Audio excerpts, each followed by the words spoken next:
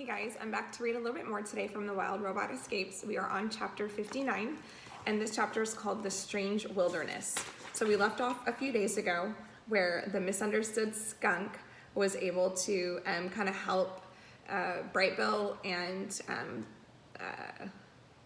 Roz they got to use Sprinkle's shelter, and Sprinkles and Roz kind of understood each other. They kind of connected because, we know that Roz connects to a lot of animals, but they were able to help each other, and now they're on their way. So Brightbill was able to get some rest. He was able to get back kind of healthy, and so we're picking up from there. Chapter 59 is called The Strange Wilderness. Another gloomy day had settled over the mountains. Here and there, the sun broke through the clouds, and bright streaks came shining down like spotlights. One of those bright streaks swept over a rugged mountainside and found our friends. For a moment, the robot and the goose basked in warm sunlight. Then, the patch light moved on and rolled into the next valley, where it sparkled across a strange industrial site.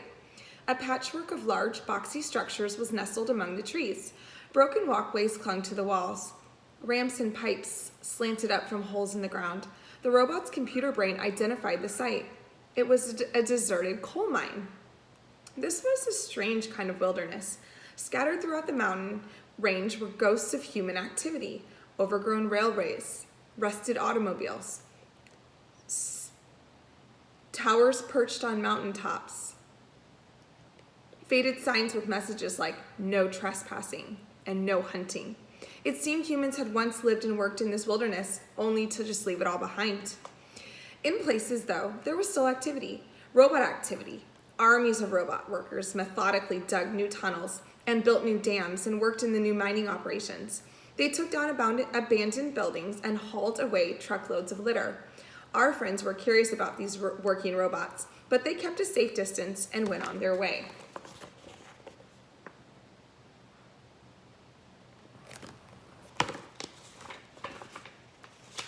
Chapter 60, The Hunters. Crack!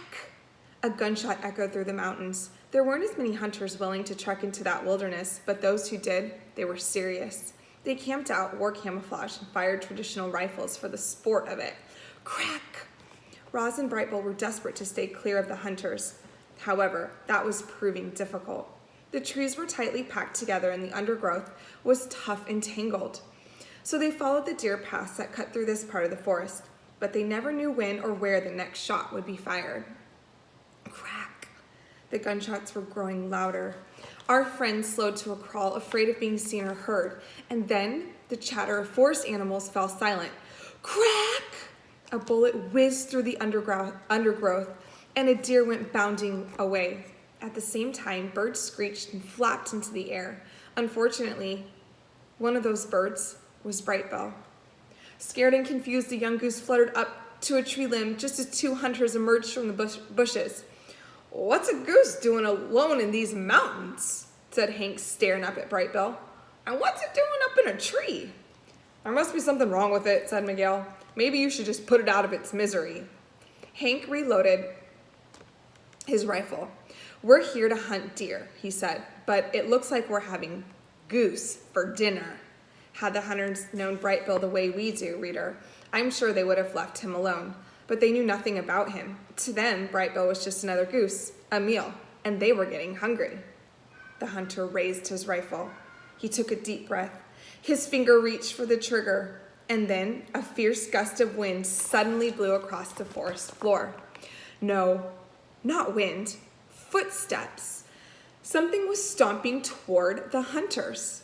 Their rifles were ripped away, bent into hooks, and thrown aside. The men had hunted all manner of beasts, but they'd never come across this. Well, they didn't know what this was. It looked like a tree stump standing on two long roots with branches hanging from its sides. The men stumbled backward, eyes and mouth open wide. Great place to visualize what that scene looks like. They turned and ran, and their terrified noises trailed off through the leaf litter. The goose was terrified too.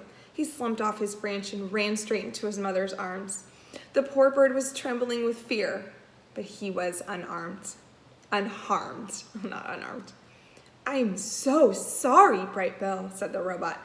I should have acted sooner. You are safe now, I promise.